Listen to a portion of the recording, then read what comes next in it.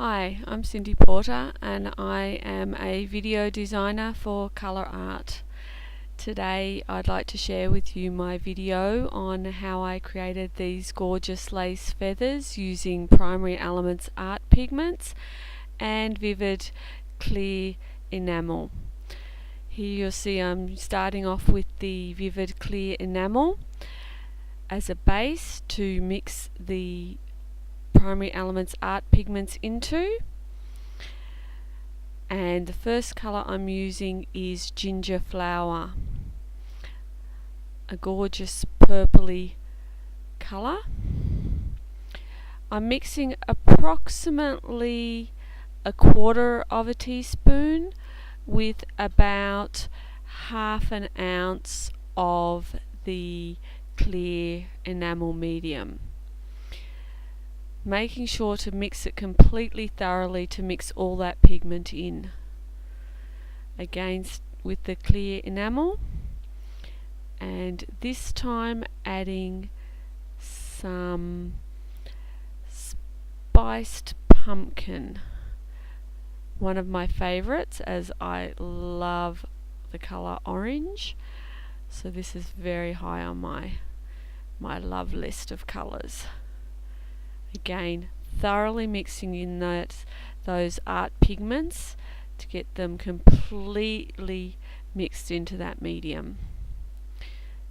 They form such a gorgeous, gorgeous metallic paint with such gorgeous shine.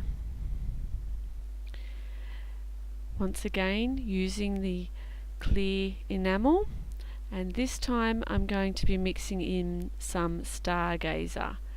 Stargazer is a stunning colour when it's made.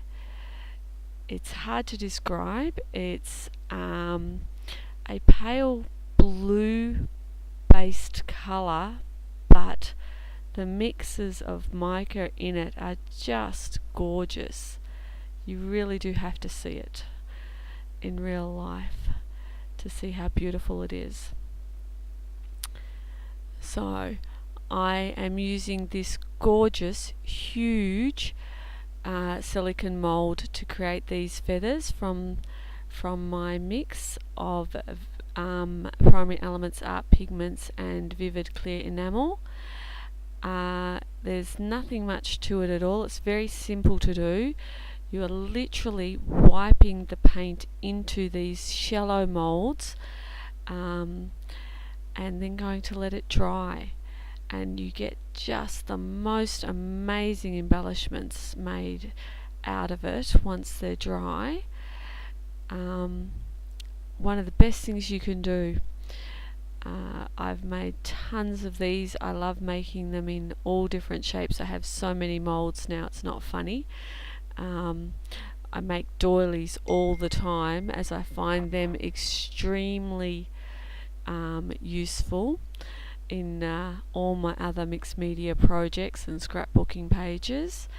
At the end of this video I've got a few samples of what I used a couple of these feathers on for you to see how easy they are to use. The only thing you have to be concerned about, as you can see here, is you want to make sure that you don't get any air bubbles in as you get that paint mix into the mould, and you should also try really hard to wipe off any excess off the surface of the mould. You can see I didn't do a great job on a couple of the spiced pumpkin ones there, and I'll pay for that here as I'm trying to remove them.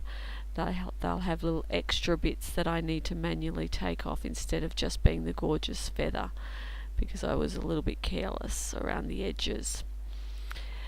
To take them out, you literally, as you can see here, just peel them out of the mould, and you have these stunning lace embellishments made purely out of pigments and medium. They are gorgeous.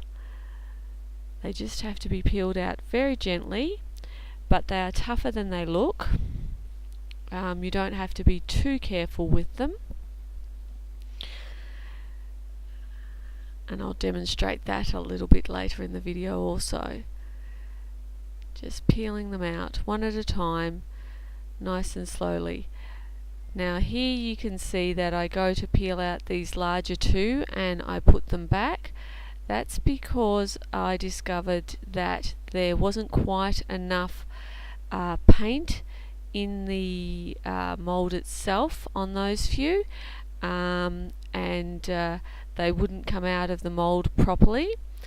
And you'll see here I even managed to break this one, but don't ever stress. I simply put that piece back in the mould, fit it right back in there properly, grab some more of my mixed up pigments and fill in the mould again. So I'm basically giving it a top up because it didn't have enough paint in it to make the pieces stable. So nothing's lost, nothing damaged, just top it back up with some more of the pigment mix and wait for it to dry again. Drying time varies a lot with the moulds, depending on the depth of them, of course.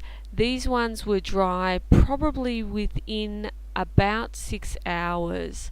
They may have been dried a little earlier, but I didn't check them any earlier. And now you can see they peel out of that mould just like all the others did, now that they've got enough paint in them. Coming out easily, as I even used the last of the leftover paint to make a few extras. Didn't want to waste it.